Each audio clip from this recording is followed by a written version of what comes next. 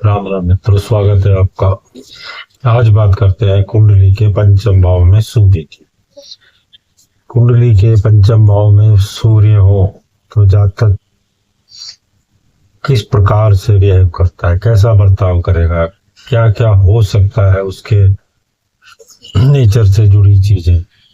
जन्म कुंडली का पंचम भाव हमारा बुद्धि का होता है, शिक्षा का होता है, संतान देखते हैं यहाँ से, प्रेम संबंधों का होता है, पूर्व जन्म के पुण्य यहीं से देखे जाते हैं, रचनात्मकता, मंत्र साधना और सम्मान से जुड़ा होता है।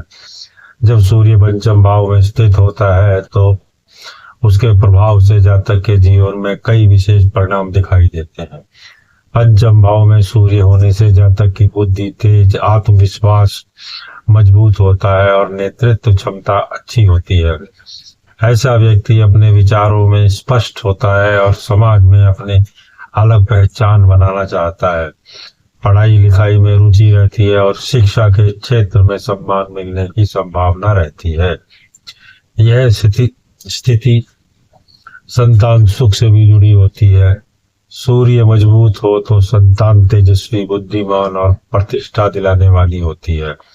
संतान सरकारी क्षेत्र, प्रशासन या नेतृत्व वाले कार्यों में आगे बढ़ सकती है, लेकिन यदि सूर्य कमजोर या पाप ग्रह से प्रभावित हो तो संतान की चिंता या देरी की स्थिति भी बच सकती है।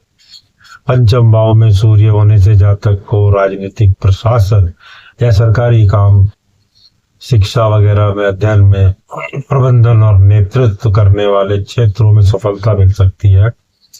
ऐसे लोग समाज में सम्मान और प्रतिष्ठा प्राप्त करने की इच्छा रखते हैं। पंचम भाव हमारा खेल कूद का भी है। खेल कूद से जुड़ी जितनी भी एक्टिविटी है पंचम भाव से देखी जाती है।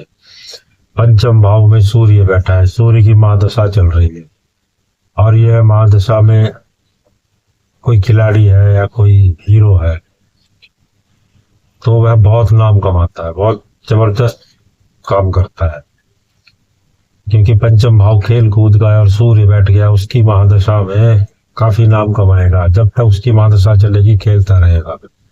तो ये पंचम भाव से देखा जाता है। यह स्थान प्रेम संबंधों को भी प्रभावित करता है। सूर्य यहाँ होने से प्रेम, अहंकार और स्वाभिमान आ सकता है। कई बार व्यक्ति प्रेम संबंधों में अपने विचारों को अधिक महत्व देता है।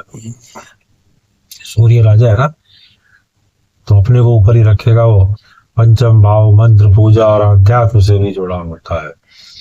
सूर्य यहाँ होने पर व्यक्ति को मंत्र शक्ति, पूजा पाठ, ज्योतिष, अध्यात्म और धार्मिक कार्यों में रुचि हो सकती है। पूर्व जन्म के पुण्य का भी अच्छा प्रभाव मिलता है। यदि सूर्य मजबूत हो तो जातक को सम्मान, बुद्धि, प्रसिद्धि और समाज में प्रतिष्ठा मिलती है। लेकिन सूर्य कमजोर या अशुभ प्रभाव में हो तो शिक्षा में रुकावट, संतान की चिंता, प्रेम संबंधों में तनाव और अहंकार जैसी समस्याएं भी आ सकती है।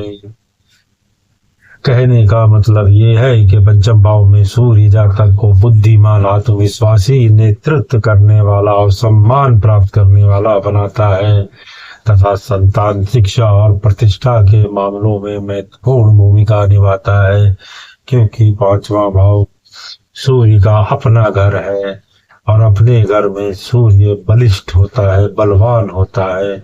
समझो ना, राजा अपने घर में बैठा है। एक राजा दरबार में बैठा है, दरबार है लगन, 1 नंबर राशि, मेष राशि में सूर्य लगन में। अब वह बहुत ज्यादा क्रोधी, घमंडी हो जाएगा। 5वां घर उसका अपना घर है। घर के अंदर क्या होगा? घर के अंदर वह निश्चिंत होता है, शांत होता है, रानियों के साथ होता है। तो 5वें भाव का सूर्य इतना घमंड नहीं देता, लेकिन हाँ बेफिक्र होता है, अपनी ही चलाता है। फिर मिलेंगे कल 6ठे भाव के साथ। अगर आपको अच्छा लग रहा हो तो कमेंट करना। जय श्री राम।